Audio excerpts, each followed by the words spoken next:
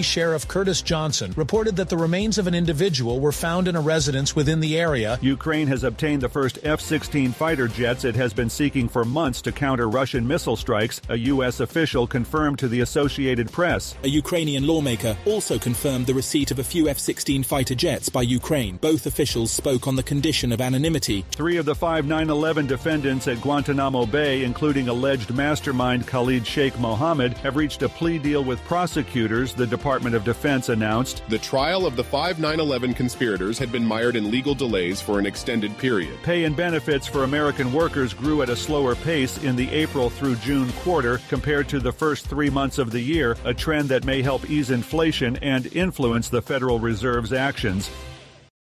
The opinions expressed on this program are those of the host or guest and should not be interpreted as statement of fact. Independent fact-checking and corrections are encouraged. Can we get a cup of coffee in here, please?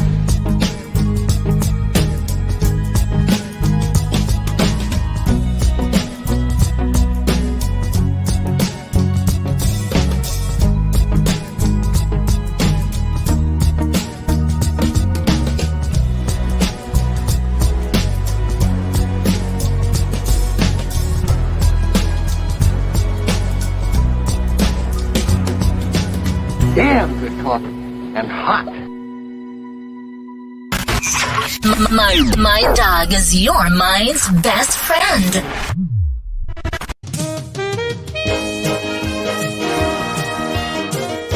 All right, a little late with cut. What are you going to do? My dog is your mind's best friend. Wake up, America. You've got a dog that needs walking. That's right, sunshine. Just put on a big pot of strong coffee and get ready to type your little hate mail with your opinions about kumbaya and flat earth insanity.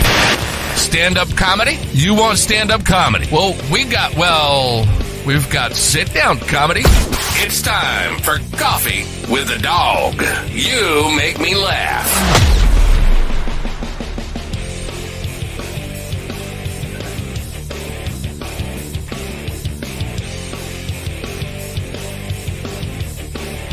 Who's over there? Anybody over there?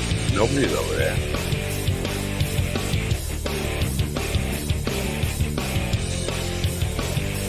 All right, Rush.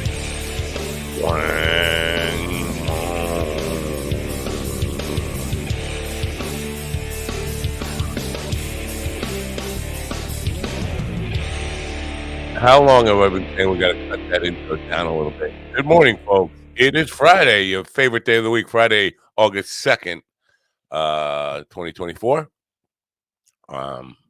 Still hot and loving the heat. That's all I can say. What is going on with this? UV. I'm getting a Mind Dog YV? What the hell is that all about? It's TV. Get it straight. Anyway, good morning, folks. If I have this correct, and I hope listen, I don't really care. This is the thing. I just don't care about women's boxing in the Olympics that the U.S. isn't even involved in. It's Algeria and Italy, and somebody who people are claiming is a trans person, while other people are claiming they know for a fact that she is a woman, naturally born woman with a uterus and a cervix and all that stuff, and arguing like it matters. People who never watched female boxing before, ever, and never will again, between two countries that they're not really interested in, arguing like it makes the biggest difference in their life. Now, let me just say a couple of things here.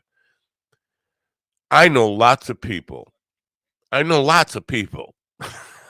who don't necessarily look like the gender they are and were born into and are not trans people. I see women that look like men all the time. I see men that could pass for women all the time. I don't assume they're trans. All that. But this idea that we are somehow this is about our political discourse in America and the divide between the left and right. A country, Algeria, allowing somebody who they claim, and I haven't seen her medical records, and I don't know, and everybody who claiming they know, they don't know. But okay, let's just assume that it's all on the up and up. It's a woman, or you can just assume that it's a man. How does that affect your life? I don't know if you have time to argue over this. Good for you. Good for you that you have all that time to argue with people over shit you know nothing about. But bottom line is, we're outraged that somebody might be competing as a woman, hitting a man hitting a woman in a ring. The same people who are outraged by that make a hero out of people like Dana White, who just hit women for the fun of it. No medal involved. The good old days. I like knocking women out. Yeah, that's a B. Yeah, make a reel out of that. Matt saying he likes knocking women out. This is Dana White, the hero of the people who are now complaining. Man, men shouldn't be boxing women. No, they should just beat them on the street like Dana does. Well, beat them wherever, take them out to dinner, and then beat them in the restaurant like Dana does. We've lost our minds. We have lost our minds, and none of this, in any way, shape, or form, affects your life. Not one bit, unless you're a girl training to be an Olympic boxer someday. And if you are, why? Why? You know what? Maybe it's not that the sports are these individual sports are messed up. Maybe it's our culture that we put so much emphasis on sports. And again, you never watch fucking female boxing. Don't lie. You never watched it. You saw this story and it felt like, oh, we can use that politically, or we can just use that to demonize the people we don't like, saying this is all your fault, you damn wokies. It's just bizarre. I just don't know. And if you got time to argue over it, hey, look, Mike Chavola's with us. Yes, all the hoopla is based on assumptions. People are assuming that it's a trans person. People are assuming it's a man. People are also assuming it's a woman. Or not. They claim they have evidence of this. They don't. Nobody flew to Algeria and got her birth records. People claiming they looked up the birth certificate, they looked up a medical records and all this stuff. According to whatever information, and I know very little about this and care very little about this. It means nothing to me. But she was eliminated from a previous competition for having XXY chromosomes with too much testosterone. And again, that comes back to maybe we're putting too much shit on these sports because pumping testosterone, men and women, is a thing because we want to win. Winning is everything. So, I mean, it's not about sportsmanship. It's certainly not about competing on a natural level. It's about doing anything you can to get an advantage. And if they could juice, they could pump testosterone, they could do whatever they want. Everybody's going to go, look at Lance Armstrong, what he was willing to do to himself just to win. To win. Winning is everything. We have lost our collective minds. Anyway, I think we're going to have a good show for you today. I've said that once or twice in recent past and got no shows. Jude S. Walco, who is an actor, director. He's starring in a film. I don't know, starring. He's acting in a film called Shark Island right now, and he's got The Incantation, which I believe is on Netflix, which seems to be a really dark spiritual horror film. So he's planning to be our first guest this morning, and I look forward to that because basically I'm just going to ask him to put me in a movie. Put me in a movie before I die. I mean, my IMDb page is looking really bad these days. Not enough credits on there. I just wanna be in a movie. Matt Farley said he's going to put me in a movie. He promised that 2 years ago, and now he's told me I just got to keep busting his balls, and sooner or later, because he's working on a new movie. And Jake Jolly is supposed to put me in a movie where I'm supposed to play the president. That's funny, right? Anyway, so that's what we're looking forward to here today on probably our last GD free day. GD like an STD. Anyway, time for a sponsor piece, and then Ron Kane and Steven, the pain in the ass Ortiz, will be joining us. With humble East Coast beginnings in 2015, Daily High Club is the premier destination for glass water pipes, vaporizers, and consumption accessories. If you're looking to elevate your smoking game to the next level, you're in the right place. With over 1 million top-quality smoking products sold, and with a growing base of over 10,000 monthly subscribers worldwide, we deliver the ultimate smoking experience. But Daily High Club is not just a retailer, we're lovers of the smoking scene ourselves, working with giants like Tommy Chong, Snoop Dogg, Chanel West Coast, and more. Ready to join the Daily High Club? Let our experts curate your collection with our awesome El Primo monthly subscription box, or grab one of our fun and unique pieces from our smoke shop. Click the link in the description below this video to get this party started now. Started now. Get these parties. Oh, look, a couple of biological women coming in here acting like men. Whoa, my God, that right off the bat. Oh, I'm sorry. I was just making an assumption there. You geriatric mother. I'm wrong. Yeah. I'm just no, the proper insult for me is this geezer, Mr. Potato Head, talking Mr. Potato Head. I was going to call you White Steve Harvey, but that works too. I never got to Steve Harvey just because of the mustache. Because I mean, Steve Harvey mustache and bald now. Yeah. Yeah. All right. I guess. But the common insult for me is geezer talking Mr. Potato Head. So just write that down for future reference. Anything on? I mean, I don't even really want to entertain this idea. Mike is saying, as per Google, and again, I get it. There is lots of information and misinformation going around about this person, but we're talking about Algeria. You don't know about their record. I mean, we can't know. And what difference does it make? You guys ever going to pay attention? Outside of like a DNA test or a tasteful nude, we're not going to know for sure. I mean, you know what I'm saying? And I feel like the Olympics, because the Olympics has had issues in the past with stuff like this, so I feel like they would just not even let her in if that was a thing. If she's a man, I don't know why they'd let her in.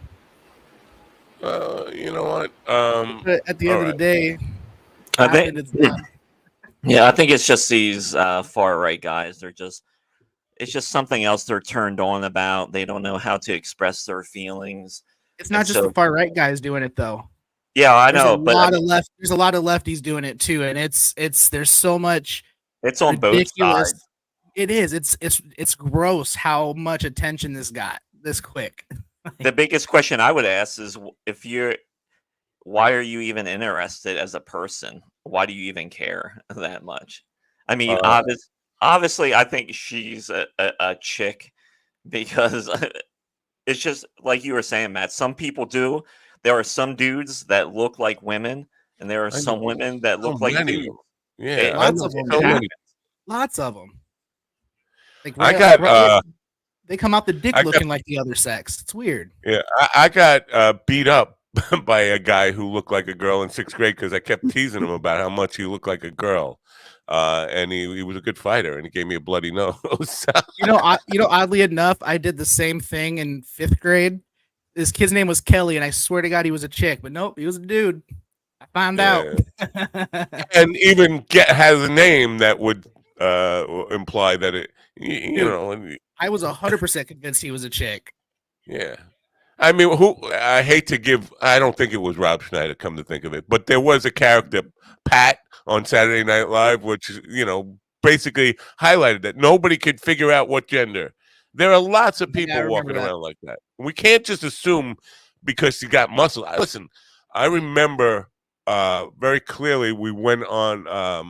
My friend was going on a date, and he asked me to be his wingman. It was like a blind date meeting this chick, and he wanted to bring me along. And she brought along a friend, and her friend was a woman, but she was as buff as that boxer person with the Algerian name that I'm not even going to attempt to pronounce.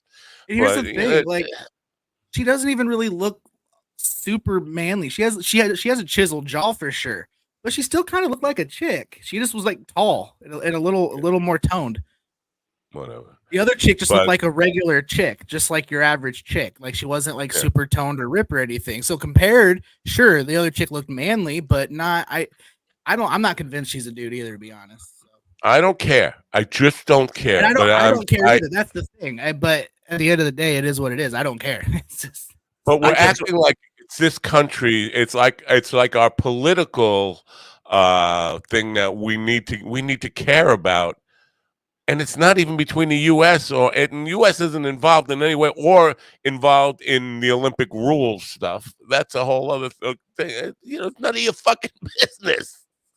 That's at the end of the day, it's none of your fucking business. I don't know. It's just time for us as a country to finally admit that we identify as bisexual. We're definitely into dudes. We're definitely into women, and I mean, it is. Hit a B. Got it. All right. 1651 was created at, so you know what? Jude is late, unless he thinks it's at 10:15. I was certain he was going to be on time. Because wait, what's the chicken for? What is significant of? I don't know. I figured since he didn't show up, it's just like a chicken walking around the pen, like, I'm here. Oh, yeah. You know what? I'm gonna just double check that you did not. I know he did it for 9:15. Now, yesterday, the dentist, he thought he booked for today. He was certain he booked for today, but I pointed out to him, no, look at the calendar, man. It says right on there, you submitted August 1st. He said, damn, I put it on my calendar. It's August 2nd. So he wanted to reschedule. Getting a lot of that. Confusing. It's not that hard. When you book a date on the show, put it on your calendar, and then the same day, right there in that moment. If I remember correctly, when you schedule it through the thing, doesn't it give you an option to add it to your calendar? That was the old way. On no, we're using Calendly right now, and Calendly sends you a notice, and there is a link within that you can add it to your calendar. But it's all calendar, and you get a reminder, I think, the day before.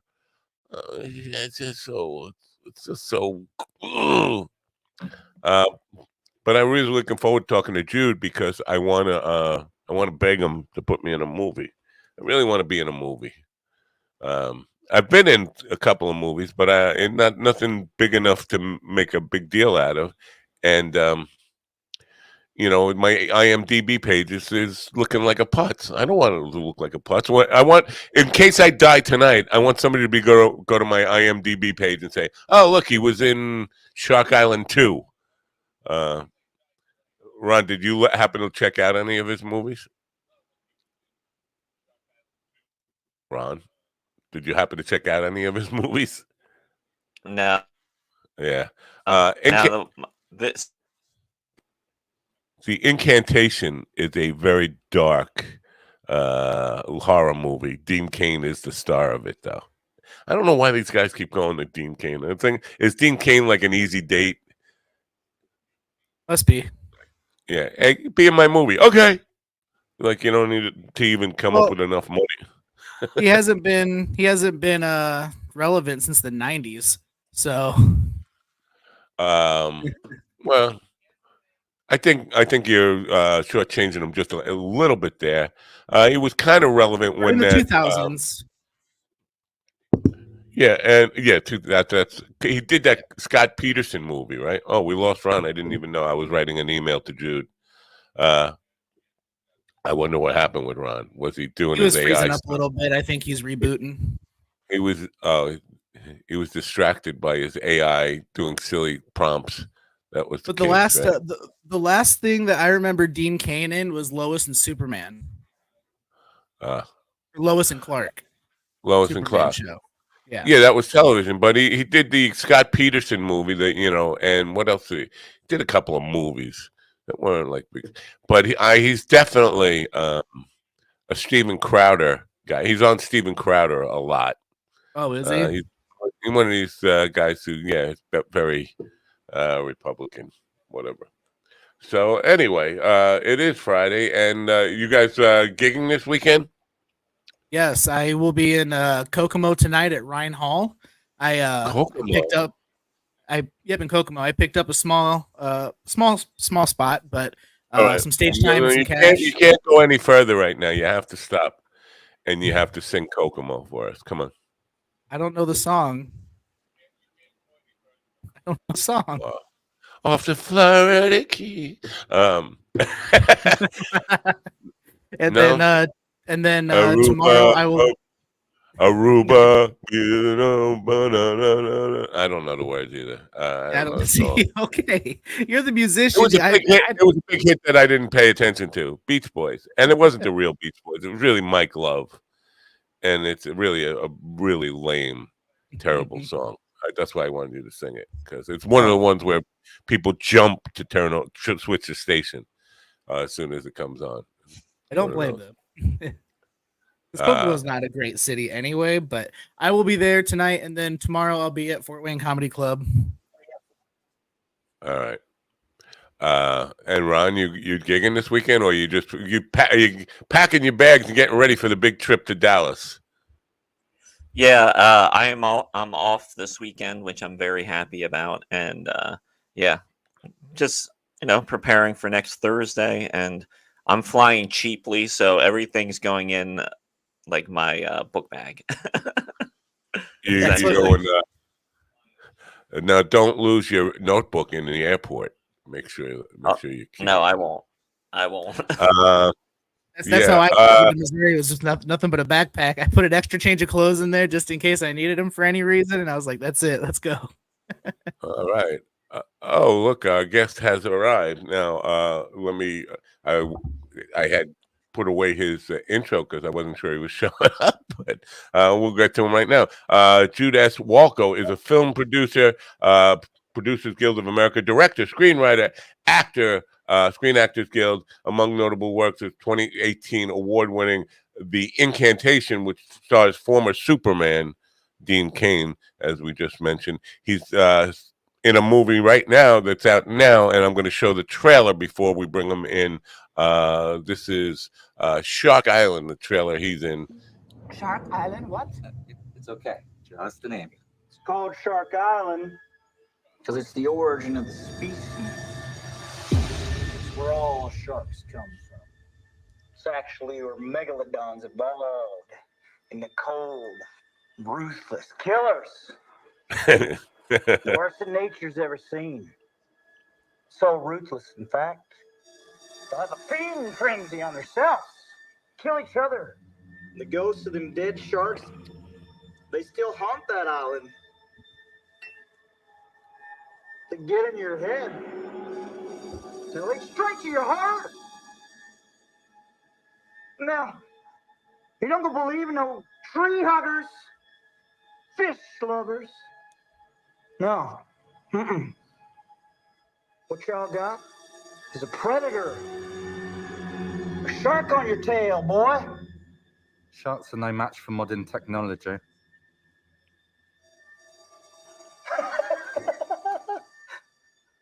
You're all gonna die. That's Shark Island for you. Ladies and gentlemen, please open your ears, open your minds, and welcome Jude S. Walco to Coffee with Doug. Jude, welcome. Good morning. Thank you, guys. Thanks for having me. Can you hear me okay? Yeah, I can hear you just fine.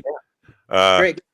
Shark Island. I love the soundtrack behind the ominous music and all that stuff. Can you now? from the premise is there's like there's murders on the loose, and the only way off this island is through shark-infested waters. But I'm thinking, do you have to swim off the island? That's the only way off. There's no boats, planes.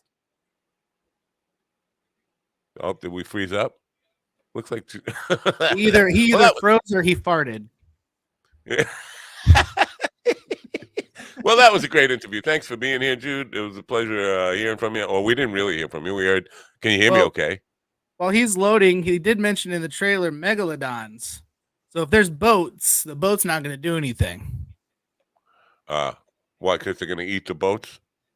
Well, if megalodons were real, they were as big or bigger than a whale, but with the teeth and the agility of a shark. So I would imagine they would just tear up a boat. We're going to need a bigger boat. Well, Mythbusters did a Jaws myth where they rammed a shark the size of Jaws into a boat, and it put a huge hole in the boat. So I imagine a megalodon could probably break a boat in half that size. All right. Well, not the kind of boat that GD's on. Have you seen the size of the boat that GD's on? I have. Yeah, talked to him yesterday. Yeah, and not a. But what, he sent you a picture of the boat? Here's my boat in case you want to talk about it in relation to shark attacks.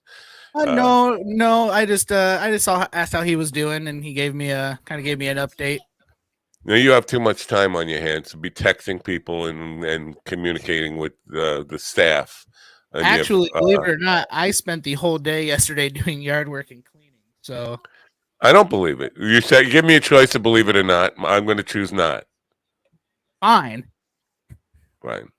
But so coming back to your point, I don't care. A killer whale is not taking down a boat that size. A killer whale with shark teeth is not taking down a boat that size. So the idea of boats being irrelevant is moot. It's if you got a big enough boat. And what about planes? Don't they have planes? This is 2024. Depends on the terrain of the island and what kind of plane they can get their hands on. And we have jetpacks now. We barely have jetpacks. Barely. That's barely. I've seen drones that will act as a jetpack, and I think you're wrong with that. But it's still only 10 minutes of flight time. You ain't flying from an island to an airport. Do you have stake in the Shark Island stuff? You really did you buy stock in it? I just think that with the size of if the size of the megalodons, that of all the evidence I've never heard of a megalodon. Ron, are you up on this megalodon technology? Yeah, you can tell he was bored when they were. Yeah, it's a whole thing. Like my wife watches a lot of stuff about sharks, and they're always talking about megalodons. And I've seen, of course, a couple movies where what was it? Meg was one of them, and Meg 2 with Statham, and I live in the land of Jaws, and I never heard of a megalodon. I mean, sharks are all over here. We have shark attacks every year. There are some on the beaches here, but Amity is really based on Amityville. Even though it says it's in Massachusetts, the guy who was the consultant, Captain Frank, was from Montauk, and basically was the consultant on Peter Benchley's novel about Jaws. So I should know about megalodons. We never hear about it. Yeah, it's a prehistoric. Right? No, it's a prehistoric creature. It's it's prehistoric. They've found shark teeth the size of dinner plates and small rims. I'm talking huge teeth. I mean, if you look at shark teeth now, you find shark teeth this big most of the time. On big sharks, their teeth are about like that, right? And then they're finding teeth the size of my head, So, and then they've also found evidence of megalodons in places where the ocean was and isn't anymore. So, I think the Smithsonian has. I'm sure I can Google it and find you a skeleton. Yeah. Yeah. Since you have so much time on your hands to be writing to like unfunny comics up in Alaska just to check on how they're doing in the moment, you have plenty of time to Google megalodons and things like that. Sir. All right then. Well, that was a good interview. I don't think I got the part. Do you think I got the part? You think I convinced them that I should be in a movie? I'm gonna say You almost did. Yeah. You almost had it. I think I got to get Matt Farley back on the show so I can beg him to be in this movie. Megalodon 1 is what he's saying. I don't know what to do with the rest of this time. We've just been gifted back an hour and 45 minutes worth of time to kill, and I got nothing. I got absolutely nothing. We It's got Friday. the megalodon. Oh, we're gonna talk about megalodons. You got stuff coming up. You got information. Oh, Judah's back. We're gonna try this again. Well, he's not trying to get back. Megalodon 1. Yeah. Well, he's trying a different connection. Good morning, Judah. Yeah. Are you okay? Can you hear me? Yeah. I'm having bad internet here. I mean, it's Thailand, so either that or the sharks are chewing on the cables here. I'm not sure what's going on, but right. So I was just asking you about the premise of Shark Island. Like, there's no way off of this island except it's by swimming. Yeah. So basically, they take a ferry over with these models for this shoot with the $10 million necklace, and then a ferry leaves and it's supposed to come back in a week for supplies. But of course, all hell breaks loose while they're there. So they have no way off the island. That's the premise. But some of them try to escape. Yeah. Now, did you write the screenplay or No. the movie? Play and this is to be confused with the other Shark Island that's out there in existence. This is a new, completely different, not related Shark Island. Right. There is an actual place that is called Shark Island. I Googled it, but I was saying Long Island, where I live, is kind of like Shark Island. We have, Jaws was based on here, but the idea of no way off the island kind of reminds me of Jaws 3 and a Richard Jenny bit about they're staying in a hotel in the mainland, and they're up on the like 50th floor of this hotel, and they're still panicking about sharks. Just don't go out of the hotel. And then they fly all around the world, and they fly, I think, to Australia, and the shark beats them there. Nice. Yeah, it gets ridiculous. Unfortunately, the shark, genre is wrought with those kinds of stories, including my own. It's an easy sell for a low budget film. Right. You're a jack of all trades in the film industry. Is that by necessity, or I mean, it just seems like to me, if I wanted to be an actor, I'd concentrate on acting and just try to get acting parts. A lot of people want to be directors. I mean, if you talk to young film school, they just want to go directly. They don't even want to get any job in the film industry. They want to go directly to directing and be the boss of everything. But all these things, is there a preference, and why you a jack of so many trades? Yeah, I mean, it's the reality of the film business. I mean, everyone wants to be Steven Spielberg, but it doesn't work that way. And it takes decades of experience. I have 30 years in the film business. I started in 1993. So to answer your question, in order to properly direct, it's best to know all aspects of filmmaking. It's good to be in front of the camera and act. It's good to know what all your crews do. It's good to know schedule and budgeting. It's good to know all these things. So I'm a PGA producer, a SAG actor, and a director, and a screenwriter, and a novelist too. You have in this business, you have to keep reinventing yourself. Sometimes digital came along and replaced film, then CG came along and replaced practical effects, and then now AI is coming along and replacing a lot of stuff. So if you don't stay relevant in the film business, you're just gonna, it's such a competitive market. So you should be a jack of all trades.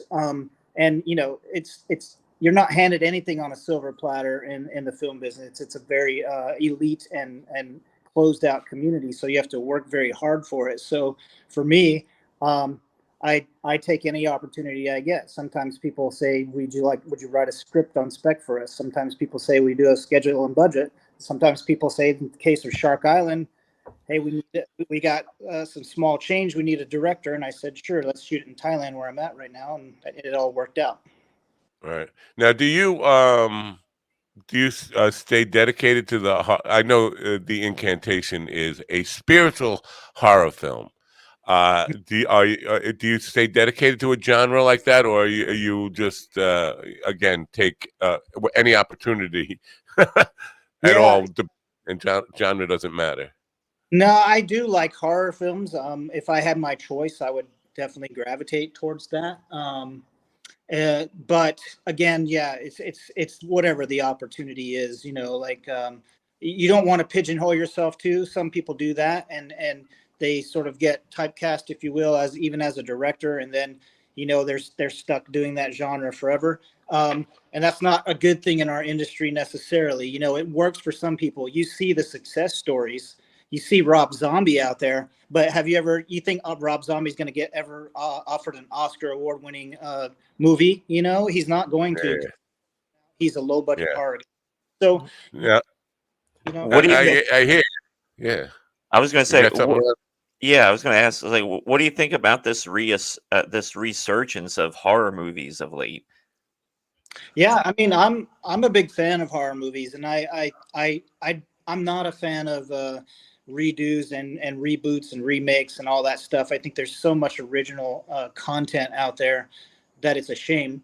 But Hollywood plays it safe. They don't really care about that. But I do like it, and I hope someday that horror is elevated to a genre that can start winning Oscars and can be seen as a medium to tell a good story. But unfortunately, it's generally low budget stuff. There's a lot of TNA in there. There's a lot of adult humor, and there's a lot of visceral gore that you're not going to see a bunch of guys in tuxedos raising champagne glasses to those kind of films. I was going to say that when Ron said that, the resurgence of horror, I think horror has always been there on the independent, cheap level, and lots of TNA stuff. James Balsamo was on my feed last night, and I was thinking, man, he just does direct to Walmart distribution, and every movie has to have titties in it in a horror movie. And and Ron, I'll let you ask your question in a second. But what you're talking about here, to be taken seriously. Somebody I had on a couple of years ago said there's really no difference. Horror is comedy with horrible elements in it. I mean, their movies are taken. The Incantation is a serious movie talking about serious subject matter and doesn't seem like a comedy. And I think if Hollywood or the Academy or all those critics are going to really give horror any real respect, that it should be a serious movie. Like Incantation seems to be a very serious movie about a very serious topic, and not just campy comedy with scary elements in it. You agree with that? Yeah, absolutely. On the Incantation, we tried to take, my production company, Blue Falcon Productions, did that independently outside of a studio. And I sort of pulled all my favors, back to your question of jack of all trades of 30 years to get Dean Cain and all these industry insiders to do it.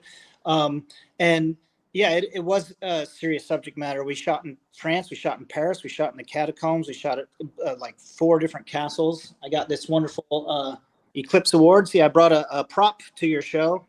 Boom. For that, for directing that. And but again, it's low budget.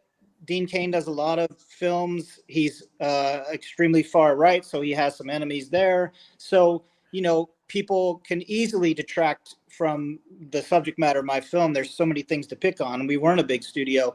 But on the other hand, a lot of people love it. I won that award. I got it gave me sort of street cred as a director in the horror world, and I'm friends with a lot of people in that world, like Brad Miska and some of the more well-known horror producers and directors. And I just did, I did it for myself.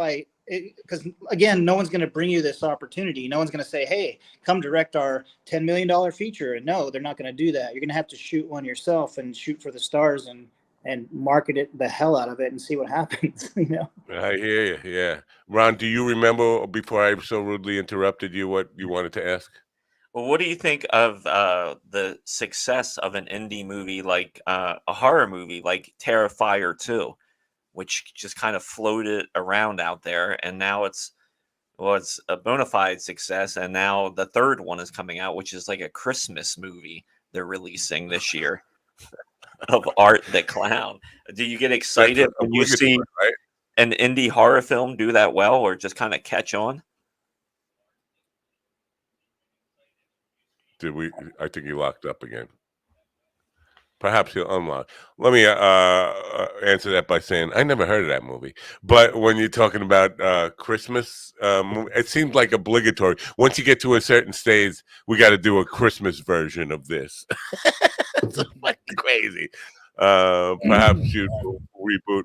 Should I take him off screen or just leave him frozen like that? Well, oh, he took himself off screen. Yeah, it might be. It might be a little difficult. What I want to follow up on is this, because he said Dean Cain is extremely far right. Now, that's a double. That's a double extreme right there. Far right is already extreme, so he's extremely far right. But even if it was the other way, if say he was extremely far left, the casting him in a movie, is that a concern? Whether if somebody is very politically active and has this persona out there that people either gravitate towards or away from, is that obviously you want somebody with a name in it, but if their name brings baggage and hate, is it worth it? That's a good question. I mean, I don't know. It depends on the movie. Like, if that person's gonna die in my movie, sure.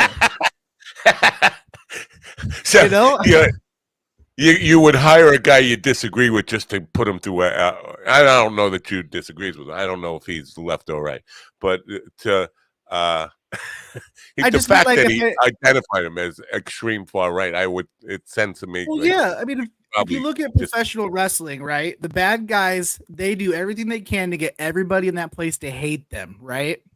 So if this is gonna be your bad guy who gets killed at the end, bring on a guy everyone hates so they can watch him die. And not everyone hates. I think half. No, I don't mean him. I'm just saying in general. No, I know, but I mean in any case, let's see. He's back. Thanks for keeping the effort up. I love that phone booth, by the way. That phone booth. I want to run. Speaking of Superman, I want to run in there and take. Oh, you're a Doctor Who fan, aren't you? We got the TARDIS over there as well. Yeah. So while you were locked up there and we were asking a question, Dean Cain, and you identified him as extreme far right, and I thought, well, that's a double extremity. But even if it were left, no matter where it is, you're going to be dividing the audience, because we're so divided in America. Is there any ambivalence about hiring somebody who's got some baggage like that, political baggage? Like half the audience is going to hate him. I honestly wouldn't recommend it, but I was not in a position. Dean owed me a favor because I had done a show with him in Texas, and I got him out of his schedule very quickly, and he was able to go do a movie that was paying much more money.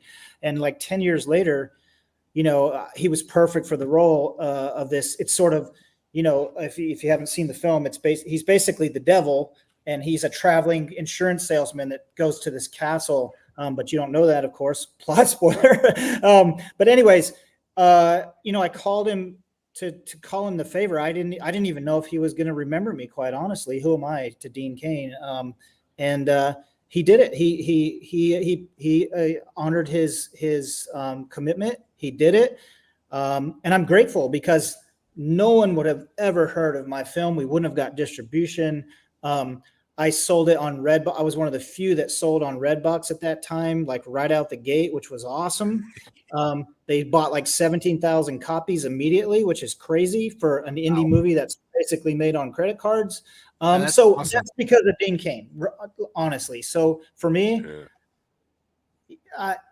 I don't agree with his politics at all, and a lot of people don't. And I get a lot of hate just because he's in my film. Like people won't even watch it. They'll just say, "Oh, you got this Trumpster, blah blah blah, XYZ," and I'm like, "Great," but he's an actor in a film, so watch it. So Right.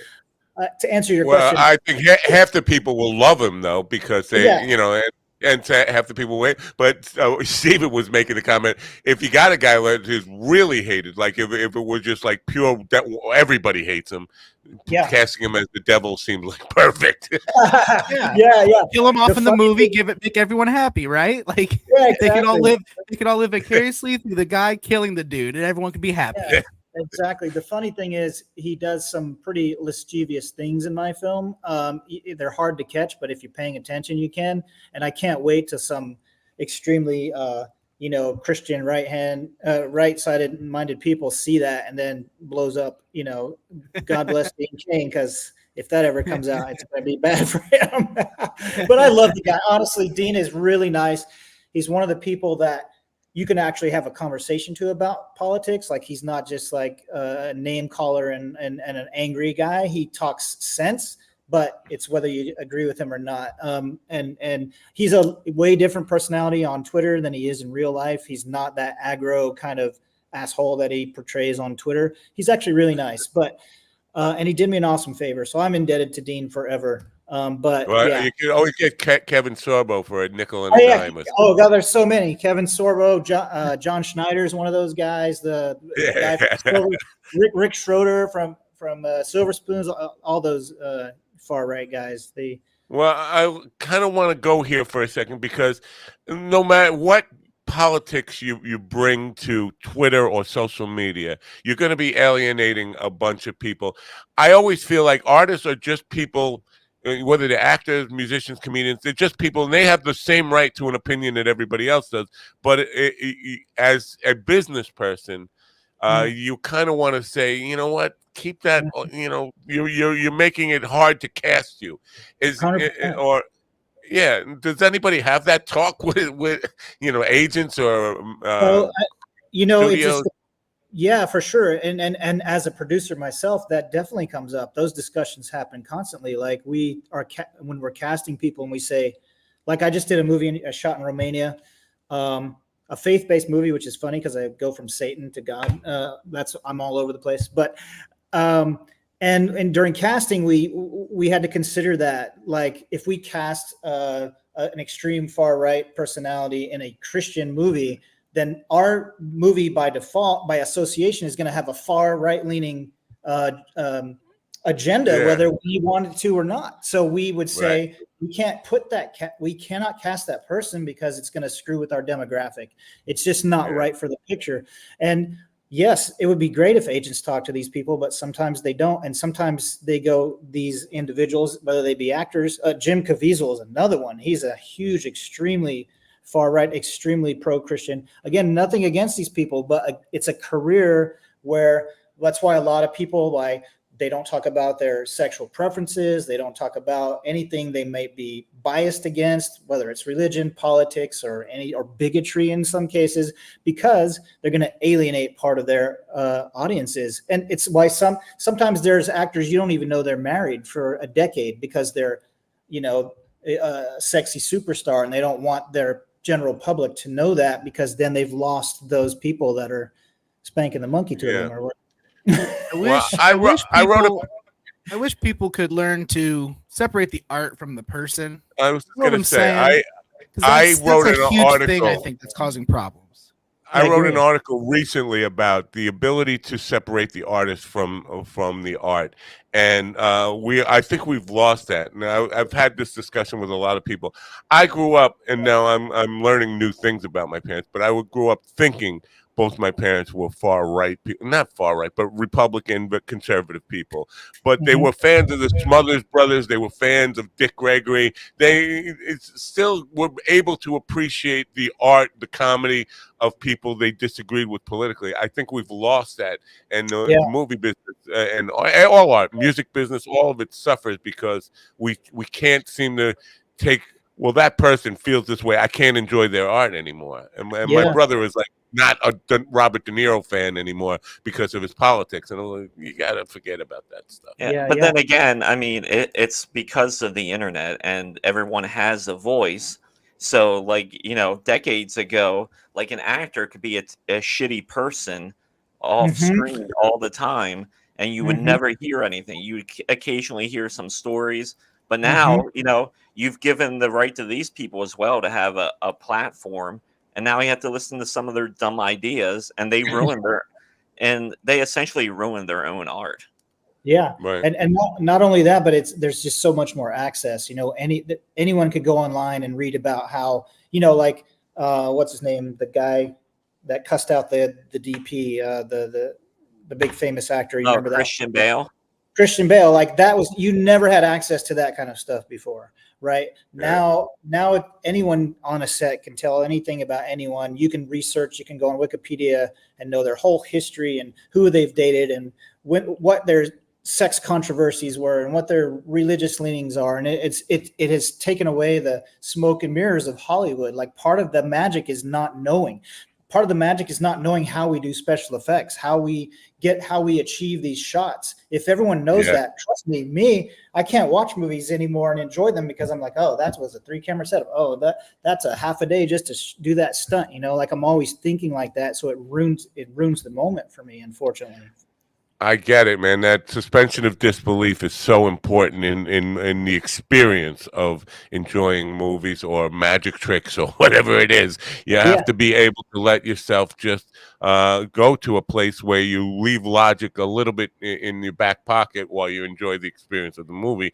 And we've lost a lot of that. I lost a lot of our innocence in that way. I want to move towards, because you mentioned the red box.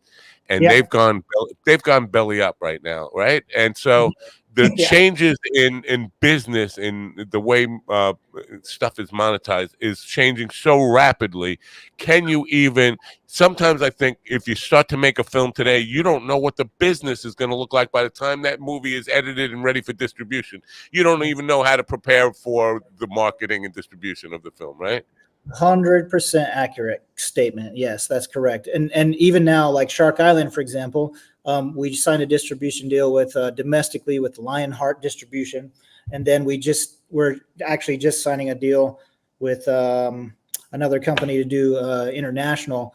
But 6 months ago, I would have never said we were going to sign with those people, but things change, like you said, so rapidly. Streamers come and go. They change their, the amount of people they have subscribing to them. They change their cost. Companies acquire other companies. All kinds of things happen. So it's really difficult to know that. And these companies do go belly up all the time, or they just merge and change their entire platforms or charge their customers another $5 or $10 a month. So all of a sudden, you had this access to all these people, and then now you're sucking hind teeth because no one's going to pay that to see your movie. So it is very difficult. Distributors are extremely shady. I would say mafia, lawyers, and then distributors are above those guys as far as untrustworthy people. I'm not sure mafia and those distributors are two different things. I'm sorry, but that's true. Yeah. So and their faces change. There's a high turnover rate. And this guy's now working for another company, or this company goes belly up. And I've done deals where breach of contract. In the film business, when a movie releases, it essentially has 2 years to make money. And the first quarters it's out are going to make the most because it's new, it's a fresh thing. And then it goes down from there. So it spikes and then it goes down into eternity to zero, right?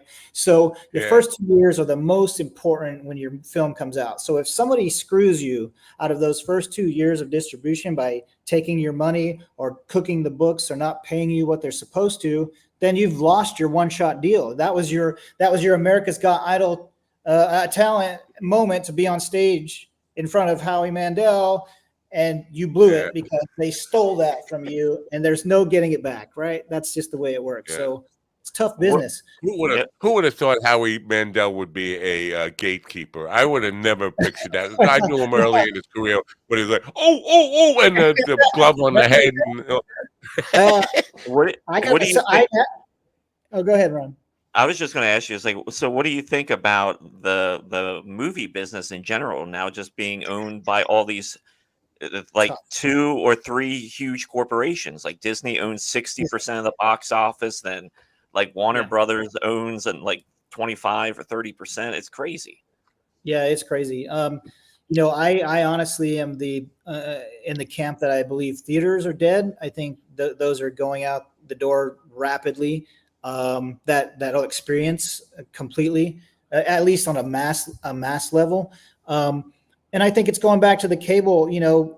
I don't know how old you guys are. I'm 52. I grew up during the cable years, and your parents would pay whatever, $20, $30 maybe back then, and you'd have like 100 channels, and you'd have access to everything that wasn't in a theater basically. And if you waited 6 months, you'd also have access to that as well. So it was a very succinct system, and you knew eventually you were going to get to see everything. And then home video and DVD came, and it was even better because you could go walk to the store and pick the movie that you wanted to see. So now you're being requested to pay $5, $10, $15, $20, $30 for every platform just because you want to see one particular series or film, and you add all that up and you're spending hundreds of dollars on, and you're getting 95% crap content for 1 or 2 good things that you want to watch. And it sucks. They're sucking the consumers dry, and it's not going to last. People are just going to be like, my wife has a theory that people are going to go back to reality just because they're sick of Marvel and CG. They're sick of paying all this for streamers. So she thinks that things like YouTube or influencers or just everyday people on the street thing are going to become more popular because it's accessible, it's cheap, and it's relatable. So I don't know. It's an interesting conversation to have. That's already. You got married to Andy Warhol, is what you're saying. That's kind of already happening though. If you look at how much money these influencers make, it's ridiculous. A perfect example would be this guy. His name's Sketch. He was a nobody, and then about a year ago, he had a couple viral clips, and then his Twitch stream blew up, and now the dude's worth like $20 million. He's got partnerships with the NFL. He's got partnerships with NFL teams. He's got partnerships with video game companies. The dude went from nothing to millions basically overnight, and all he does is live life and play video games. Sad commentary on that, though. I remember when 20 million was mega rich, and now it's just like, I know plenty of people who are worth 20 million. He went from doing gay porn and making practically nothing to this. So that's your way in.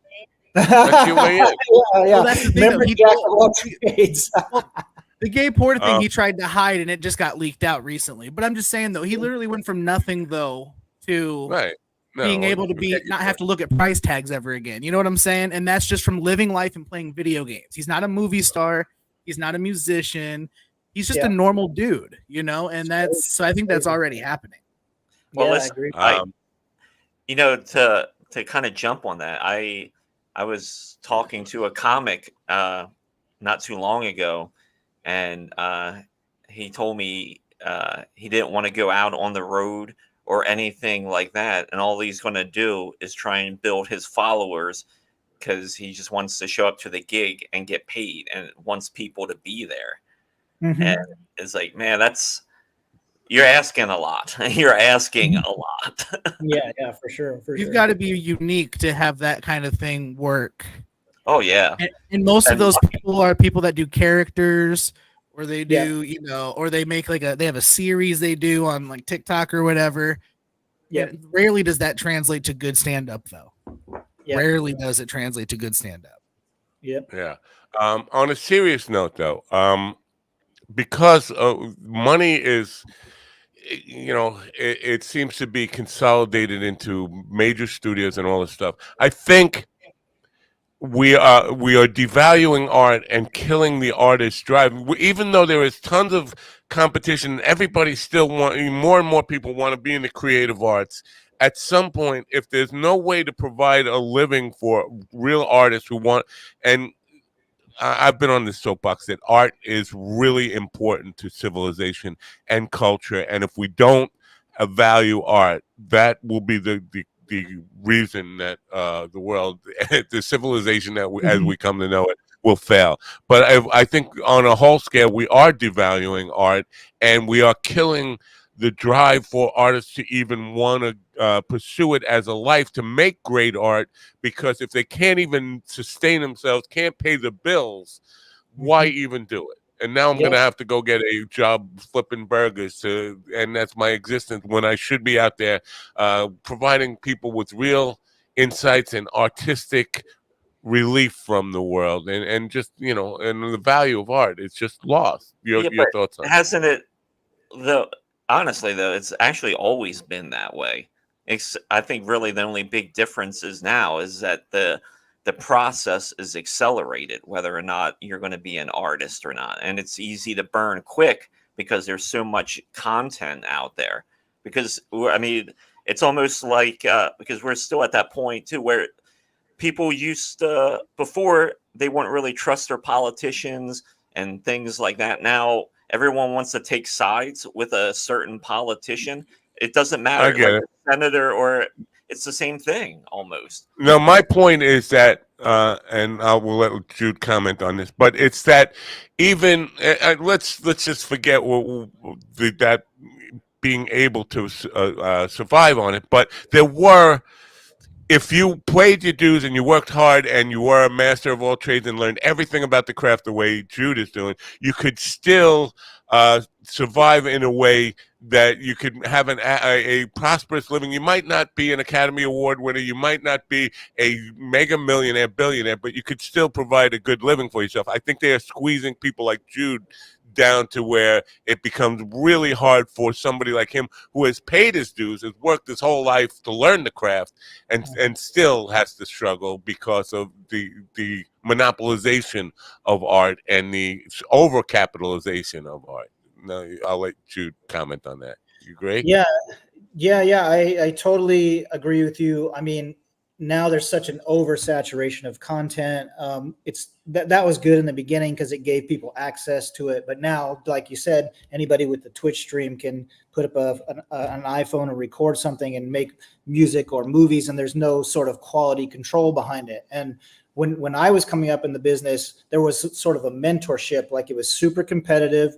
You had to get in at the ground level. You had to learn from your elders. You couldn't be late. Like, there were all these rules that immediately would cut you out if you didn't do that. But the flip side was everyone was happy to teach you their trade. So if you were happy to learn, they were happy to teach you. So quality taught quality, and it came up like that. Now anybody can do anything. So audiences are like, oh, this is crap. Like, how many people do you know with a rap album or with a new single out? Who are you? A new single out? What's your studio? Your basement? Like, what's your quality control there? The cat's meowing in the background during your track. You know what I mean? So the problem is people have accepted this. We've accepted bad music, bad TV, bad quality as proper content now. So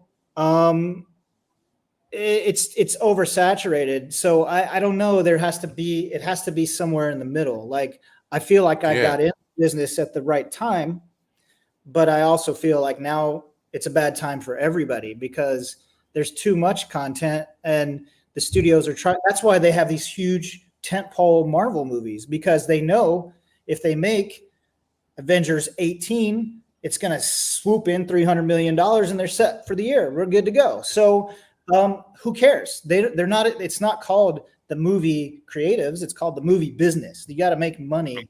They have to make money to survive, right? Well, Vince Vaughn was just on like Hot Ones, kind of talking about this, and talking about, and he was asked about comedies, especially now, because comedies really aren't made.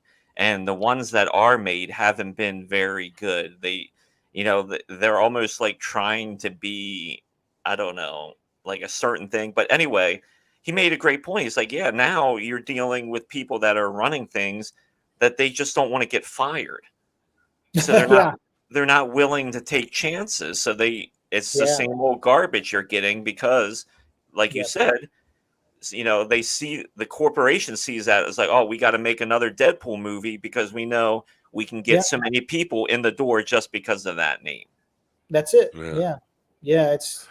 It's bad. I don't know the answer. I think there's going to come a breaking point, though.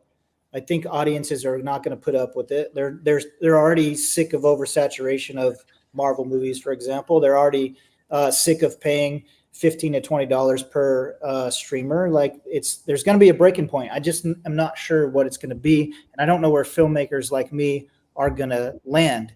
But again, that goes back to your jack of all trades thing. I'm a novelist. I wrote a novel. I'm writing a second book now because that is a backup plan. My wife just bought a truck, so that, as in a garbage truck business, so that we have something separate when it all goes to hell. We have something to supplement our income, because who knows what's going to happen? It's unfortunate. Well, where I come from, garbage trucks are run by the mafia as well. So film business run by the yeah. This is that's a dangerous field to get into because they don't like competition. And I'm not saying in your area, but New York, New Jersey, man, if you buy yourself a garbage truck, you better expect a visit from a guy with a crooked nose. Named Vinny. Tell me about the novel, because that I interview authors all the time. I've like so many. I think I've lost track now, but like 1,800 author interviewed. It's a very competitive business as well, and that business has changed probably as much as the movie business has changed in the sense that there used to be these publishing houses that would run everything, Random House, and you can go down the line. But now self-publishing is so prominent, and I am of the belief that if I had my ditters, I would choose self-publishing because at least you keep control over it, and it's like these big publishing houses, they will maybe invest, but they're not going to do all the work. You still have to do all the marketing, all that stuff, and all they're doing is taking the lion's share of the profits. Then that's not a good thing. So tell me about your endeavors into novels in the novelist waters. I will. And it's very similar to the film business and probably the music business, I assume, as well. But it's exactly that. They're not taking any risk. It's like now with independent films like Shark Island, they want you to make the movie. They want you to spend the money, take the risk, and then bring them a product that's finished. They don't even want to see it before you've done all the editing, post-production, color correction, titles, everything. So that means you've already spent all the money. You have to pay for E&O insurance out of your own pocket for a distributor. And then they could look at it and just be like, not interested, right? So you've already taken the risk. The same goes for the novel world. So I'll show you mine. I got another prop for you. This is my book. It's called The Unhallowed Horseman. Let's see here. I'm trying to get the Unhallowed. Hold on. Let me do this. There you go. Okay, The Unhallowed Horseman. Unhallowed. Yes, it's about a 300-page novel. It's a contemporary reimagining of the legend of Sleepy Hollow. It's a horror book. It's gotten some great reviews. I did self-publish, and just like with independent film, I marketed myself. So what I learned in the film business that sort of transferred over to novels was that no one cares about you, and you do, it's like comedy or music or any other thing, you have to promote yourself. So I went to the biggest people I know, and I started asking for reviews, and I submitted my books and what are called ARCs, which are free copies for people to read in exchange for reviews. I did all that. And I got some traction, and luckily part talent, part luck, but people liked the story. And then people started doing reviews. And then Cemetery Dance, which is owned by Stephen King and Richard Chismar, did a review, which that's a huge site. They never review independent stuff. So they reviewed my novel. So that was great. But if I hadn't sent out 100 emails at least and got 98 rejections, that would have never happened. It's just, you have to hustle yourself. So now, that allowed me that first book allowed me a platform to sort of pitch my second book. And now I am in talks with a talent agent who's going to pitch that book to they call them the big five, like you said, Random House and Penguin or whoever, all those guys. They call those the big five publishers. It's just like the big five studios. There's probably less. Now, does that interest you though? After because they're going to take all your profit. They might make you a household name, but if it makes money, you're not going to see it. Right, exactly. That's exactly right. And here's the benefit for this particular novel. For this particular novel, the one I'm doing next, it's not a novel, actually. It's a official biography of these guys called the Kyoto Brothers, who are from Long Island, by the way. We can talk about that. They did Killer Clowns from Outer Space. They did a Team America movie with Matt and Trey from South Park. They did Elf. They did a show called The Amazing Life of Sea Monkeys with Howie Mandel. They've had a 40-year career of special effects. They did Critters franchise, special effects, stop motion animation, and just all around amazing stuff. So I produced a show with them about 10 years ago, a stop motion for Disney, and I convinced them to let me do their biography because they have such an interesting life, and they've known so many people.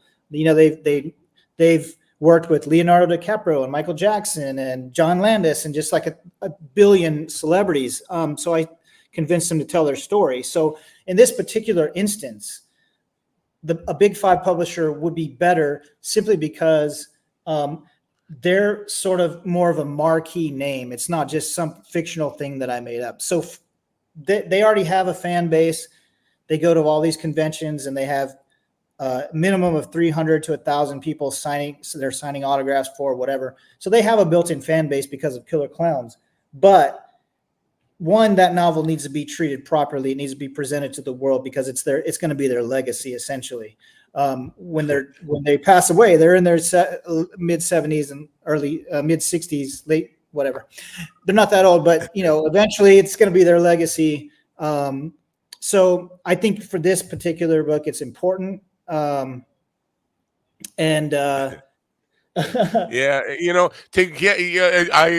I hear what you're saying, and I totally get it, because if you had a short-term relationship with a major publishing thing and they put you on the map, then you have a built-in audience waiting for your next book, and you're on your own.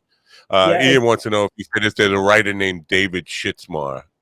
It's Schizmar. No, it's Richard. It's Richard Chizmar. I think it's Chizmar. He's Stephen King's writing partner, believe it or not. He's written a lot of things with Stephen King. So if you look up Cemetery Dance publications or Stephen King, you'll see Richard Chizmar's name all over the place.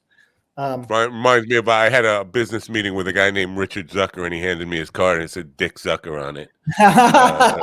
That's great. I obviously is doing that on purpose for people will remember. Yeah. That's amazing. No, I get it. Now, we are kind of short on time. Well, I'm feeling pressure to do the news. The news can wait. But it's this idea of publishing and getting some kind of following out there using a big name thing. Now, the next part of that is you seem to be doing it like in reverse of most authors. Most authors start out thinking, man, I'd love to get I'd like to write a novel and then have that made into a movie. You've done movies your whole life, and now you're moving into the novel and stuff. The screenwriting stuff, because I might be giving bad advice to authors, but I always tell them Hollywood is lazy, filmmakers are lazy. They don't want to have to adapt your book into a screenplay. You should do it yourself and then hand them at least a draft of a screenplay. Yeah. Do you agree with that? Am I giving bad advice? No, it's good advice, but I actually did it the reverse. I've just so you know my backstory, I've written probably 10 screenplays that I have, that I've personally written. I wrote the screenplay to my novel like 10 years ago or 12 years ago even. And then during COVID, I was like, oh man, I'm going to have a lot of time on my hands. Maybe I should flesh this out. And that's when I wrote the novel. But a screenplay is an inordinate amount of times easier to write than a novel, just because it's shorter and because it's basically the beat points. It's basically the screenplay is just the outline. It's 90 minutes of, this is an 8-hour, if I did an audiobook of this, it's an 8-hour teleplay essentially, where a movie's only 90 minutes. So it's basically just the outline. So I think it's good advice to try to write a screenplay and then do the novel afterwards, because not everyone has I didn't even have the whole story fleshed out. I knew what would sell as a horror film. But then as I started thinking about it, I came up with backstories and interactions, and it became better, of course, which is why books are always better than the movies, because there's so much more in there. Take, for example, this beauty, Dune. I mean, look at that book. Like look how thick that thing is. You know what I mean? Like any movies, any book that has been brought to a movie is better than the movie, there's just so much information in there. Right. If I can, now this is totally off topic here. Well, not totally off, but top 5 movies. Can you guys top 5 movies you can that of all time? Can you? Me? Your top 5 favorite movies of all time. My number 1 favorite movie of all time is Amadeus by far. Wow. I love that movie, Amadeus. I think. Probably, I'm a huge Tim Burton fan, so Nightmare Before Christmas, even though Edward Scissorhands is probably his best movie, but Nightmare Before Christmas is just a nostalgic film for me. I'd say Rosemary's Baby is quintessential watching for anyone fan, whether you're a horror fan or not. And the other 2, I don't know. I might have to think about. I'll tell you a sleeper film that I love that gets a lot of hate. The Wachowski Speed Racer, man, that's a great film, man. Emile Hirsch, Christina Ricci, John Goodman. It was way ahead of its time. It's beautiful. I still watch it now. I mean, masterpiece. I love that movie. Goodman is such a treasure, man. He really is. I mean, what a great. But you gave me enough to work with there, because this Rosemary's Baby is almost, not almost, but the incantation, basically talking about this idea. Yes. Of spirituality. Are you because there's a line from the trailer that really got me. If there's no afterlife, if there's nothing after this, then all that really matters is this moment right now. And I kind of live like that, even though I do think in terms of, listen, I'm not a religious person or any of that stuff, but I do think about the origins and what really we don't know about the universe and creation and all that stuff. Are you a spiritual person? Do you believe in some of these things that these movies are talking about, especially good, evil, and spirituality? I mean, I have that's a whole topic. I have an interesting background. I was in the seminary to be a priest at one point, and I almost took my vows, and then I dropped out and figured and found women and other things, so it didn't work out. But nowadays, as a 50-year-old man, I live in Thailand. My wife's Buddhist. Everyone in the country is practically Buddhist, probably like 98%, I think the stat is. So I like Buddhism because it's not in your face. There's not a set of rules. It's not shoved down your throat. It's more of like a philosophy of like, do good and good things will come to you, essentially. And honestly, before I lived in Thailand, I didn't believe in things like demons and ghosts and angels and all that stuff, but I've had some crazy experiences here. I even captured one on video that's on my YouTube channel of a ghost that I, after the fact, am convinced that it's an actual ghost. And if you ask my wife, that ghost had been following me for a long time. So it was really interesting. I wouldn't say that I am a believer, and I'm certainly not scared. I'm the kind of guy that loves to do flashlight tours of morgues and cemeteries and go to abandoned buildings, and I love that kind of stuff. But I do think I'm also the kind of guy that I can't just say, like in Incantation, the characters basically say, if there is no afterlife, then you can do whatever the hell you want. You can kill somebody, and there's no repercussions. So why not go kill somebody? Yeah. It's fine. That's their pitch to the main character. And for me, and this sort of aligns with Buddhism. I'm not a Buddhist, but it sort of aligns in that I just feel like if you do good or bad, it will come back to you. And I feel like that's an innate thing, a human nature. And I don't know whether to call that a creator or a higher power or a religion or the Matrix or what, but I just feel like if I stole from somebody, something bad's going to happen to me. If I do something good will come back to me. And I live my life accordingly, but not necessarily under the auspice of religion. Love it, man. These kind of conversations stimulate my interest in things. I don't claim to have any answers at all. I can't wait. I'm going to be talking to Kelly Carlin, who is a Buddhist, and I'm really interested because so many people say it's not a religion; it's a philosophy. But we think of it as one of the world's top religions. I just want to say this: tell your wife that there have been 2 demons floating above your head for the last hour. Yeah, exactly. Well, she can see wicked entities. We're somewhat Buddhist on this show because enjoy the suffering. Yeah, there you go. Yeah, there you go. Yeah. Totally. Yeah. It doesn't help that I have a dragon and you have flames, Ron. It just doesn't help the whole image.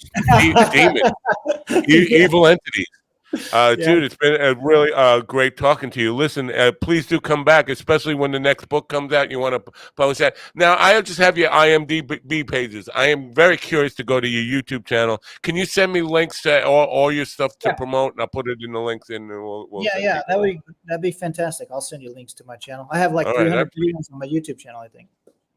Yeah, I appreciate it. Now, lastly, if you make movies and you need just extras or consider us. We all, the 3 of us, we'd probably be like 3 guys to get eaten by a shark or something. I'm in a wheelchair, dude. I could be eaten by zombies. I could be used as bait so everyone gets away. You know, I mean, if there's a shark attack, you could just throw me in the water. Everyone else can swim away. Like, you know, whatever it is. You know, we basically work for cheese sandwiches. If you have cheese sandwiches, we'll show up. I got absolutely 100%. Thanks for being here. Enjoy your day, and thank you. And please come back. Make it a habit. Come on. I'd love to. Thanks so much, guys. I appreciate it. Have a great day. Bye for now. Judas Walco, folks. I have his IMDb pages in there now, but we'll get the rest of the links ready for you. I'm gonna we're way late on, but I want to hear this news now. Pay attention to the pronunciation of Guantanamo something. It's just ridiculous. I mean, AI. This is Alan Edwards, so this is saying this Guantanamo. He's not AI. I've had a conversation with, unless somebody freaked me out and faked me out by having me have a phone call with an AI bot. That's possible.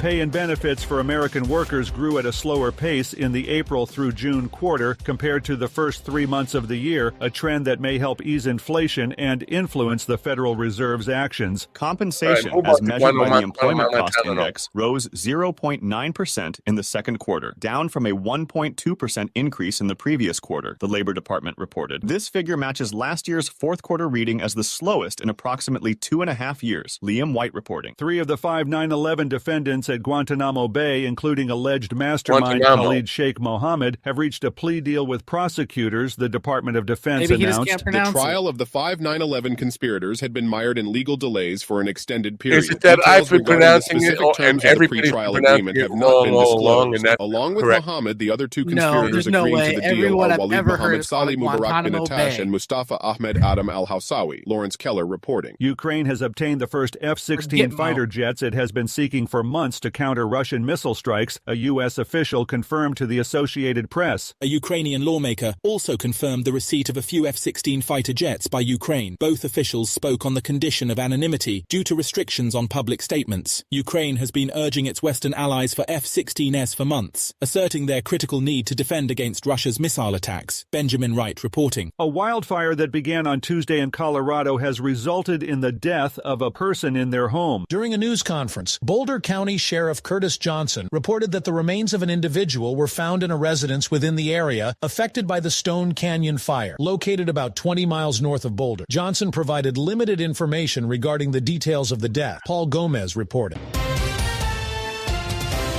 This is the latest news headlines.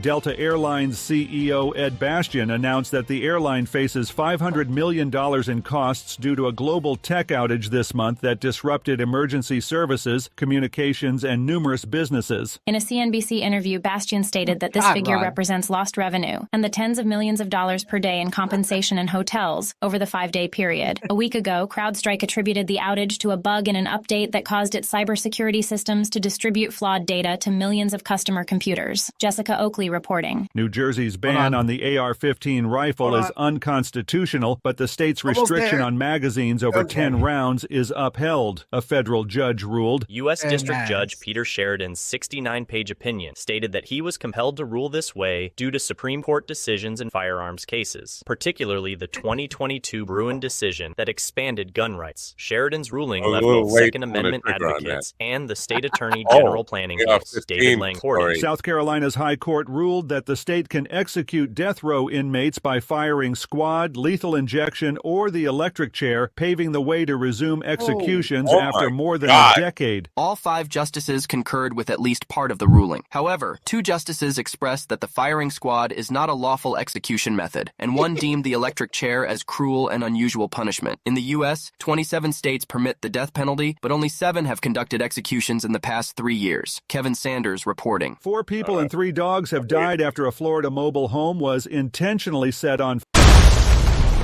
All right. Now, they don't say who gets to choose the execution. Now, Stephen, would you like to die by firing squad or electrocution or lethal injection? Lethal injection. All right. So if the inmate, I think this is, I think I'm right. If the inmate gets to choose, 100% are going to choose lethal injection. I mean, firing squad or electrocution, or get stoned out of your mind until you're dead. Yeah, because here's the thing, like firing squad, like what if they're all just really shitty shots and I got to get shot like 4 times to die? No, thank you. I think only one guy actually gets the bullet. Yeah. They're all marksmen, and they That's what I'm saying. But whatever that one guy is, if he's a terrible shot, if it's Thomas Crooks, you're gonna get your ear pierced. He's gonna shoot me. He's gonna kill me like a centimeter at a time till I'm gone. But if it's the Turkish delight, you're a goner. The Turkish delight. He's gonna do it with one. I would order the Turkish delight, no mayo, please, for my execution. Let's go. Would you? You'd want to go by firing squad? If I could get guaranteed like point blank headshot done, cool. Now I'm curious. Are they gonna put a blindfold and give the guy a cigarette like the old fashioned like? Firing squad is so fucking archaic, man. But so is the electric chair. That's rough too. Mean, oh my God, they burst into flames. I mean, as much as they put the lubricant on and all, the end result is you get fried. You're like, I don't know if you've seen. Ted Bundy looked horrible after his. Did they show pictures of him after an electrocution? Yeah. I never watched it. Oh my God! Well, he deserved it, but still, he did. But it looked bad. Like it was like, oof. If anyone deserved it, it was him, sure. But I'm just saying, it was just like, man, that's. Well, I mean, yeah, especially in those days, there was no safety switch or anything. It's like, just let the 420 the 420 volt run in here. This will finish the job. Leave him on high for 10 to 15 minutes. He'll be done. But they don't say who gets to. Is it like the government gets to choose, or does the inmate get to choose? They don't get to that part. I wonder if the jury gets to choose. They just roll the dice. Oh, you get it's a 7. The fry you're method. Getting firing squad. Yeah. Can I please get the lethal injection before? Then you can electrocute me all you want after that. The thing is, though, is all 3 of those ways of execution all offer ways to fail because there's lethal injections that have failed. So, you know what I'm saying? Or have been botched. So, I mean, either way, it's going to probably suck. So, all right. I got links from Jude. I'm going to put them in the description right now. Do we have show business getting ready for a Friday or no? Yeah, I have a couple stories. It's nothing too crazy. But all right, let's do that. I got to put my glasses on. Well, hold on. I got to get not quite right. All right, yeah. All right, we can stall here for a minute. Steven, show your wiener. I'm not doing that. Oh. You don't pay me right. enough to do that, first of all. So Wait a minute. You're complaining about the pay? How much do I mean, I don't know how far I got to go for these guys. I mean, I've taken a second mortgage on my house to take care of you, and or third mortgage and a fifth filter mortgage. feeding over here. I'm filter feeding. Yeah. All right. I just want to while we're because I want to put these links in the description. I thought I'd have a second to do this. Yesterday on the Rumble description, I was because I was setting up this on Rumble, and it says for yesterday's show, hour 1, Elizabeth Alice Croydon sharing dick. That's what it says but then underneath it, Gregory's birthday. And it goes on beyond that. But I mean, if you're just reading that and you just get the top line, you might think, well, this is something I'd like to see, kind of show. She's sharing dick. So I thought that was kind of. You got to be careful how you write your bio because they only show the first line, and that first line could be completely misleading. All right. Are you ready with the showbiz? Oh no! Is that why all the right wingers showed up on that page? Well, Rumble is always going to be all right. We're the only extreme right wing program on Rumble. Everything is completely right wing over there. Rumble. If you want to, and this is important, if you want to be included in the conversation here, you got to find us on YouTube. And this goes for the people on Instagram watching right now, too. If you really want to participate in being interactive, actually, it applies to everybody except Facebook and YouTube. If you want to be your comments to be seen, go to Facebook or YouTube. We prefer YouTube because YouTube is the only thing that puts a penny in the bucket. But, if you want to go to Facebook, that's fine, too. We'll allow that. Rumble, we don't see your comments. You leave them there every day. Hateful comments on Rumble. Mostly think we're. You know what? Most of my life I was used to being called, far right guy, and now I'm considered a far left guy. I have not changed. I have not changed one bit. My philosophies and stuff have remained consistent throughout my life, but the world has changed around me so that now what used to be considered far right, which I always thought was a moderate right down the middle, is now far left to some people. I'm ready now whenever you are. All right, he's ready. And now, bringing you the latest in entertainment news from Hollywood, New York, and East Bumfuck, Montana. Here's our chief entertainment correspondent, Ron Kane. Ladies and gentlemen, it's Showbiz.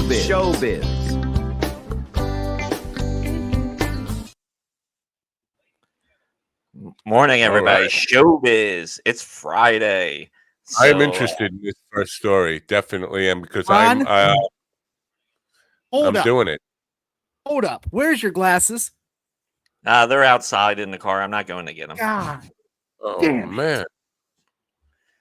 It can't be the same every time. Fine. My ADD won't allow it to let me repeat over and over again. It's just I get tired. I even get if I repeat stuff over and over and I do stuff, then I get tired of it. I'm like, what am I doing with my life? Yeah, no, I feel you 100%. I'm just giving you a hard time. I'm keeping my glasses on just in protest for iBoss, who is still ready. I have reached out to them 3 more times, and I've heard nothing back. Did they go up belly up already? I don't know. All right. So the first story here is about this lawsuit between Suno and there's another company, and what they're saying is that every song on the internet is fair use because the AI model that they're using, they scrape the internet of all these songs, and they're saying even the copyrighted songs may fall under that, but it's not like this is a lot of legal wrangling right now. But just for them to come out and say, "Hey, every song on the internet is fair use," is definitely those are fighting words. Well, fair use now generally applied fair use. It has to be transformative in some way. You can't just take the original content. You have to make it new and add value in order for it to be. And that's always in the eye of the beholder. Listen, because you talk about remakes. Jelly Roll right now is just taking old songs and changing the words, like he's doing Country Roads, just change Lonely Road, but it's the same song. That's not transformative enough in my view, but each judge is going to see that differently. And this is the same kind of thing. It's like, does it really transform the work and make it something new and add value in any way or not? And if it's too close and it doesn't really transform the work of art in any significant way, I would say fair use doesn't apply. Get your fucking bank account ready and start paying through the nose for your violation of copyright law. Yeah, and yeah, like what you're saying, like I haven't heard that from Jelly Roll, but to me that sounds awful. And I know I've heard other songs by other artists where they essentially do the same thing, where they'll sample just like 1 or 2 seconds now of just like part of the hook, and that's just repeated over and over for the song, and it's horrifically bad. And Nicki Minaj has a couple songs like this currently, and like I hear that and it's like, this is just trash because you can't make up your own songs now. We're getting so lazy. We're gonna go back a couple a couple decades because we happen to like this song, so we're just gonna change the words a little bit. Jelly Roll has done that twice now. He's done it Drift Away and Country Roads. He's changed both those. Just changed the words. The exact. It's like he took the karaoke track off the web and just changed the words slightly. Well, that to me is cheap as shit. Well, now that he's a member of the Grand Ole Opry, he's got access to all this music that he could probably get deals on to, change up and mix up, and like he just did with Country Roads. Right. Yeah, Jelly Roll just kind of reminds me of the next evolution of Uncle Cracker back in the day. Oh, he's significantly more talented than Uncle Cracker. Because listen, Jelly Roll before he became commercial, was incredible. Like it was dirty, it was fun, it was controversial, it was a bunch of fun, and now he's kind of leveling out and remixing old shit. Yeah, and the one talented though. The one thing I'm hearing now, especially with like country, because for the past couple years or a decade probably, like country has been putting trap beats on their songs and shit like that. And so now there's this basically like country rock is sort of back. It's like country rock, country and rap and dance all put together now. Right, yeah. Because there's that band that does that song like in the back of the pickup truck or something. And that's like that walks the line of country and like metal. Back of the pickup truck. I have a song that does that. It's 15 years old. It's actually my greatest hit. But it's a kind of making fun. It's a parody of what country songs were about at the time, because bro country was all about pickup trucks and getting laid at that point. And this was do you want to get naked in the back of my truck? Come on, baby, let's. And before Mikey got to say fuck, I would just interrupt with something stupid, some stupid joke there. Yeah. Yeah, back at the truck. Vince Vaughn, I'll let you tell the story, and then about him and how this is showbiz news. Go ahead. Oh, well, I was just going to say, we kind of talked with our last guest about this, and the same thing, because they were just talking about making comedies, and I definitely feel it, like comedy wise, there hasn't been a really good comedy in the theaters forever at this point, it seems like. And I miss that. The best thing about seeing a comedy with people, it's like being in a comedy club essentially. When you're in a theater with a bunch of people and you're all in the dark and you're laughing at whatever is on the screen, it's like being at a comedy show with a very good comedy. And I completely agree what Vince is saying, because everything is, all these companies now are so corporate and nobody wants to lose a job and they're afraid to take chances. And it's fucking art. You have to take chances. So the Jerry Seinfeld, the whatever top Pop-Tart movie, that didn't satisfy your need for a new comedy. This is what I'll say about the Pop-Tart movie. The Pop-Tart movie has some very fucking funny jokes in it. There are scenes in it that are funny, and I think what makes the Pop-Tart movie work is that the whole premise is ridiculous, and I think everyone in the movie knows that. I mean, you're having these characters come to life, and the whole thing with Tony the Tiger being an English actor, and the whole thing was ridiculous, but it works as a comedy. There are some solid jokes in there, and even as much as I find Seinfeld somewhat annoying, especially when he's talking about comedy, it's funny is funny at the end of the day. Yeah, I agree. Vince Vaughn, he has a unusual relationship with comedy, but at the end of the day, I'm mad at him for giving us Sebastian Maniscalco. It's really all his fault.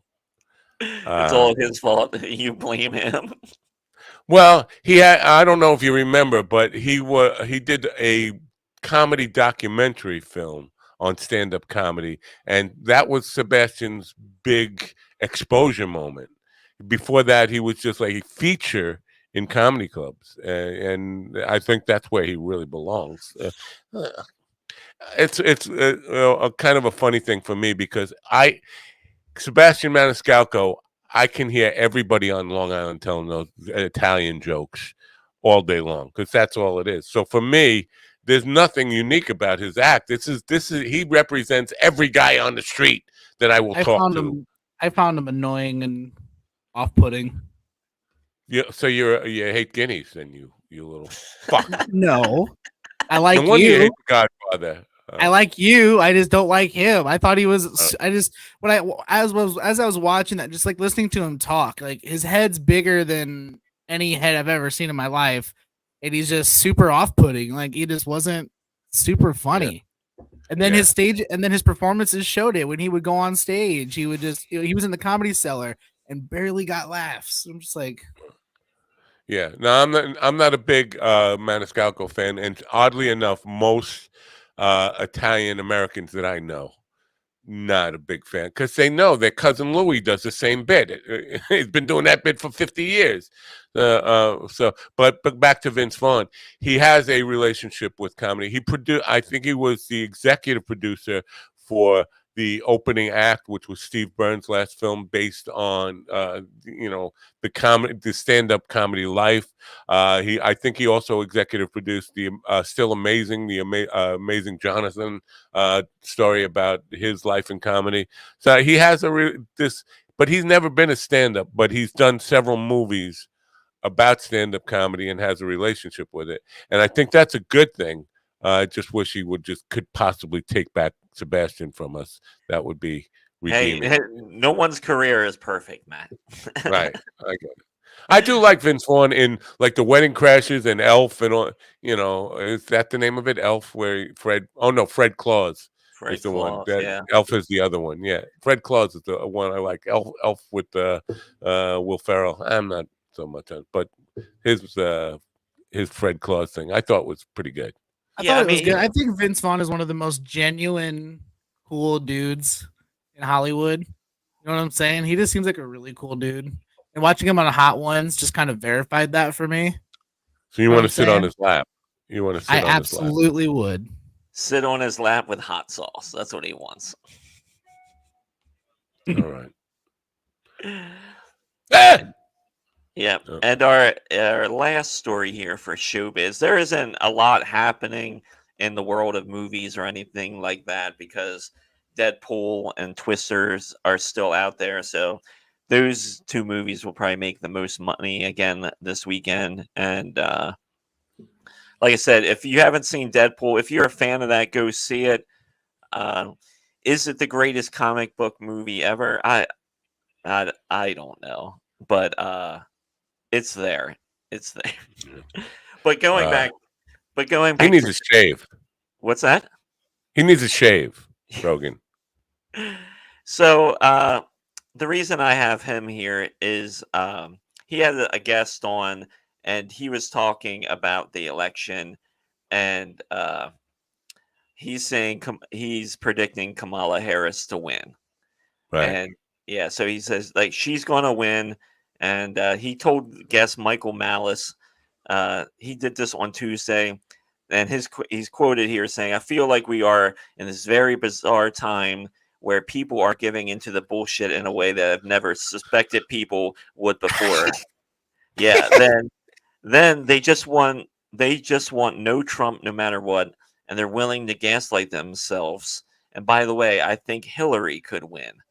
So just a general reminder, Joe Rogan is the world's biggest fucking idiot, plain and simple.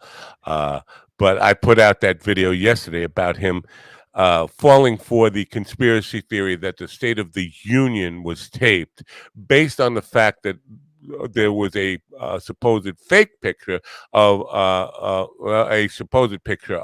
Biden's watch telling the wrong time, and that was proof of a conspiracy theory that the State of the Union was taped. And man, the cult boys really come out to defend Rogan by saying, well, he admitted it. Yeah, he admitted it after he was shown other internet articles debunking this stuff, but it's still, he needed it to be debunked. Before that, he was dead sure, absolutely positive he was right based on the watch. Now, nobody has ever had a fucking broken watch or a watch that told the wrong time. I have a drawer full of watches that say the wrong time on them.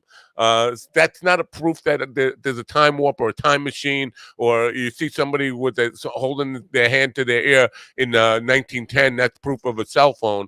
I mean, this is the kind of shit he fell for. And he was so dead sure that he was right, that he was getting in Malice's face. No, they definitely taped it. Did you see that? Not knowing anything about the State of the Union, what it is, and that it's always done in Congress in front of both parties. They would both have to be in, disregarded all that. But he did admit it after he was shown proof 3 different times. He finally admitted it. Well, that proves that he admits when he's wrong, and that's what we love about Rogan. No, he had to be dragged into admitting he was wrong about 1 + 1 = 2. Not even 1 × 1 = 2.